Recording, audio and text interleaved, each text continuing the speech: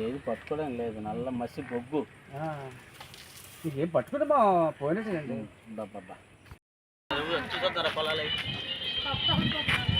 చూడండి సార్, పరవాడ మండలంలోని మూల స్వయంభూవరంలో 232 కుటుంబాలు నివసిస్తున్నాయి. పక్కనే ఎన్టీపీసీ గోడ కానుకొని ఈ గ్రామం ఉంది. ఈ గ్రామంలో మొక్కంతా నల్లగా మాడిపోయి ఉన్నాయి. చుట్టూ పరిసరాలన్నీ కూడా నల్లగా మసిబొగ్గులాగా మారిపోయినాయి. ఇంటికి వేసినటువంటి సున్నాలు కలర్లు కూడా మొత్తం నల్లగా అయిపోయినాయి. ఉప్పు నీరు పడిపోతూ ఉంది.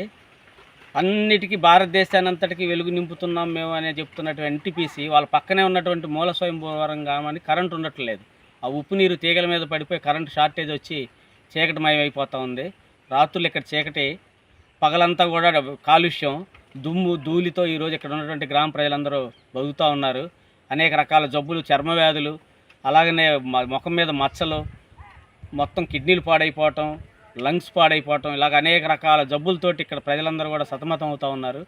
ఇంత జరుగుతున్న అధికారులు, ఎమ్మెల్యేలు, అందరూ మంత్రులు వస్తున్నారు, పోతున్నారు, మీ గ్రామాన్ని తరలిస్తాం, మీకెందుకు మమ్మల్ని గెలిపించండి అని చెప్పి మొన్న ఎలక్షన్లో కూడా చెప్పారు. ఇంత తీరా గెలిచిన తర్వాత ఇక్కడ ఈ ఊరు పట్టించుకున్న నాదుడే లేడు. సిపిఎం పార్టీగా ఈ ప్రజా చైతన్యయాత్రలో భాగంగా మేము ఈ గ్రామంకి వచ్చాం. మొత్తం గ్రామంలో ఉన్నటువంటి పరిస్థితులన్నీ కూడా పరిశీలించడం జరిగింది. చాలా దారుణమైన పరిస్థితులు ఈ కుటుంబాలు ఇక్కడ బతుకుతూ ఉన్నాయి. తక్షణం ఈ గ్రామంలో ఉన్నటువంటి ప్రజలకి నష్టపరిహారం చెల్లించి గ్రామాన్ని తరలించి ఇక్కడ పంటలు నష్టపోయిన వాళ్ళకి, మొక్కలు నష్టపోయిన వాళ్ళందరూ కూడా నష్టపరిహారం చెల్లించాలని చెప్పి సిపిఎం పార్టీగా డిమాండ్ చేస్తున్నాం.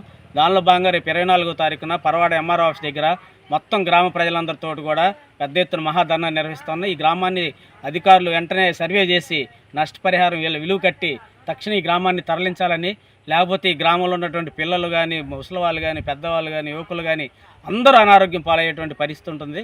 ఇంత దారుణమైన పరిస్థితి రాష్ట్రంలో ఏ గ్రామంలో ఉండదనేటువంటిది మేము సిపిఎం పార్టీగా భావిస్తున్నాం. తక్షణ అధికారులు స్పందించాలని చెప్పి మేము డిమాండ్ చేస్తా ఉన్నాం.